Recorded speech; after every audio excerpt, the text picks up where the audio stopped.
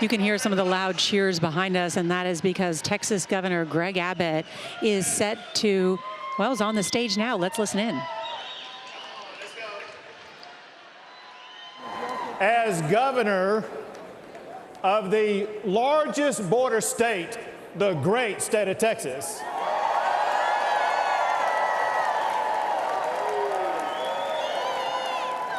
I can tell you, America needs a president who will secure our border.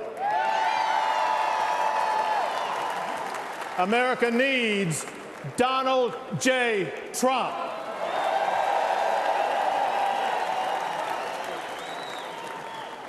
The president's most sacred duty is to secure our country. Donald Trump fulfilled that duty by eliminating illegal immigration. Under President Trump, we had the lowest illegal border crossings in about 4 decades. By contrast, however, Joe Biden deserted his duty. On his first day in office, he gutted President Trump's policies. And the result has been catastrophic. Under Joe Biden, illegal immigration has skyrocketed. Under his watch, around 11 million immigrants have crossed our border illegally. That's more than the entire population of Michigan. It's twice the population of Wisconsin. Biden has welcomed into our country rapists, murderers, even terrorists, and the price that we have paid has been deadly. Among the many victims was 12-year-old Jocelyn from Houston, Texas, raped and murdered by 2 illegal immigrants.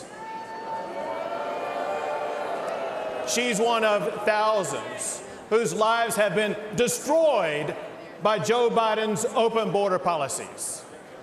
To make matters even worse, Biden is even fighting tooth and nail to stop Texas and other Republican states from securing our own borders. I deployed thousands of National Guard soldiers to build hundreds of miles of razor wire barriers. Give it up for our National Guard.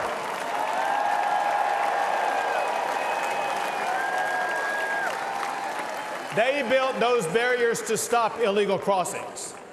When Joe Biden ordered to cut that razor wire, I ordered the National Guard to triple the razor wire on the border.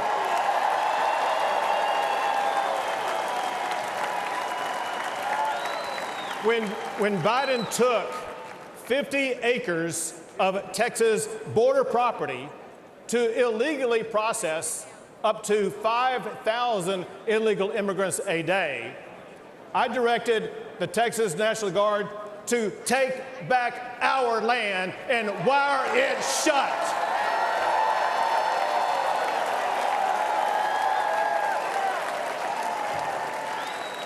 Now, there's no longer 5,000 people crossing the border like there was under Joe Biden.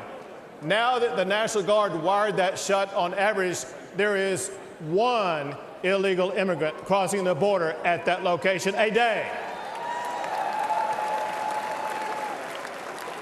When Joe Biden and Kamala Harris refused to even come to Texas and to see the border crisis that they created, I took the border to them. I began busing illegal immigrants to Washington, D.C.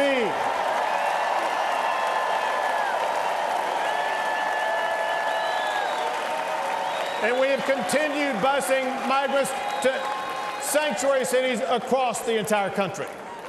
And those buses will continue to roll until we finally secure our border.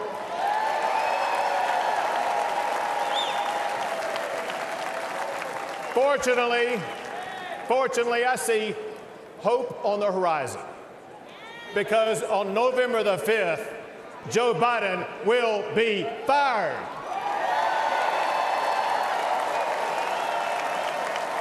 And Donald Trump will once again become the President of the United States of America.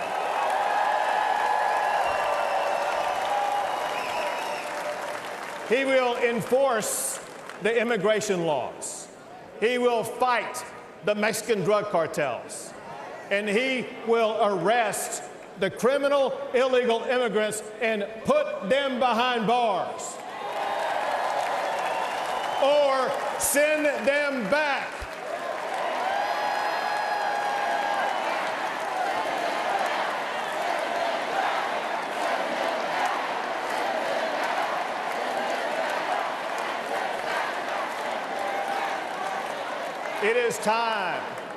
It is time to restore order at the border.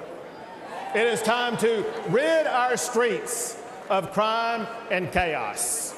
It is time to secure our nation by returning Donald Trump as President of the United States of America. Thank you all. God bless.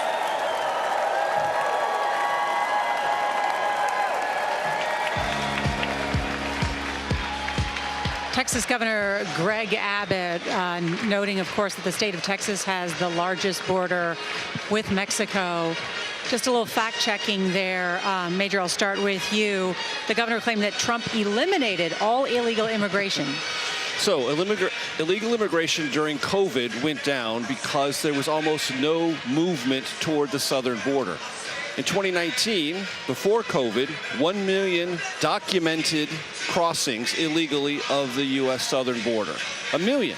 Is that lower than President Biden's highest number on an annual basis of 2.4 million? Yes, it is. But to say he eliminated it is completely false. COVID was an unusual circumstance across the board. The unusual circumstances also affected human migration. It came to almost a complete stop. Also, former President Trump used a public health measure called Title 42, which assisted in efforts to seal the border during COVID. President Biden, to much consternation within his party, kept Title 42 for a considerable amount of his presidency, lifting it only relatively recently. Yes, he lifted other restrictions, but he kept that one, which was potent and useful on securing the border. Are Biden's numbers higher than Trump's? Unquestionably. But to argue with a straight face that former President Trump eliminated illegal border crossings is 100% false. One of the things that Title 42 did, and one of the reasons why President Biden kept it on, is it was convenient. The hard thing is that it allowed for the denial, essentially, of the ability to claim asylum, a human right under international law, that when you come and claim you have grounds of persecution, you are afforded at least a day in court to hear that out. And if you want to stop it, you have to change U.S. law. You cannot change U.S. law with an executive order. And that is why, on day one, President Biden was able to undo most of what Donald Trump did, because Donald Trump was unable to get major legislation on the border or most things. He did get major tax reform done. The truth is that the solution to massive illegal immigration is Congress acting and passing new laws that the president would then sign into action that would reform the system. And that has not happened, despite which was a very tough bipartisan proposal that was ultimately killed at the last moment at the behest of Donald Trump just last round. Democrats and Republicans bear equal responsibility over the past couple of decades, but most recently, there was a bipartisan effort to try and take a tougher look at this. Thank you for clarifying and fact-checking all that. We appreciate it. Let's bring in CBS Morning's co-host, Tony DeCopel. He's on the convention floor. Tony? Nora, good evening. Every single evening this week, the Republican National Convention is printing signs for delegates and attendees to wave. And tonight's sign is very revealing of where the party is right now. It says, mass deportations now. Mass deportations now. That is the kind of policy that is alarming, even cruel, even un-American to folks on the left. And that is the intended effect. Someone I spoke to just a moment ago said it's going to make heads explode. And you may wonder, is that where the Republican Party is today? I did a little digging. I can tell you from my reporting during the primary season talking to voters, the answer is absolutely yes. And the answer from pollsters is absolutely yes. 3 out of 4 Republicans want immigration to decline in America, and they believe that immigration brings in drugs, brings in crime, and makes the economy worse, even, quote, reduces social and moral values. On top of that, a full 80% of Republicans, according to CBS News' own polling, agree with Donald Trump when he says that illegal immigration is poisoning the blood of the country, one of his most explosive phrases. When you think about the journey that the Republican Party has taken from the party of George W. Bush and his efforts to reform immigration in this country, some of his primetime addresses about America's history as a country of immigrants, to where we are now, it is quite a journey, and something we'll be chewing over not only this evening, but I think for years to come.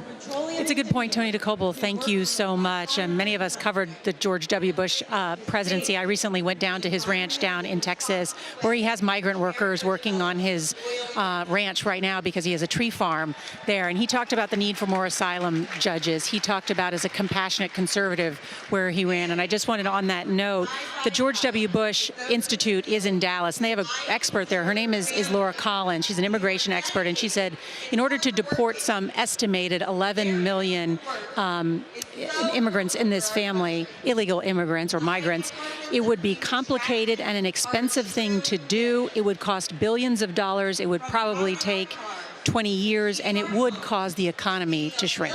Absolutely, Nora. And this is, when we talk about complicated doesn't make for a nice bumper sticker during a campaign year, but that's what the reality is here. When we were down at the border in January with Face the Nation and talked to some of these agents and went through the federal facilities, it was very clear that they don't have the ability to even execute what is being called for here in terms of mass deportation. There aren't the beds, there isn't the funding. Then you get into who do you define in terms of those to expel? Do you separate families? Does the child who was born here get separated from his parent who entered illegally? It's very thorny. And that's why I thought it is interesting that we have Donald Trump and J.D. Vance, who doesn't have a lot of legislative experience yet, talking about changing the border. Are they actually going to be able to change the laws that affect the border the most, get those resources to those agents to even do what they're promising they would do?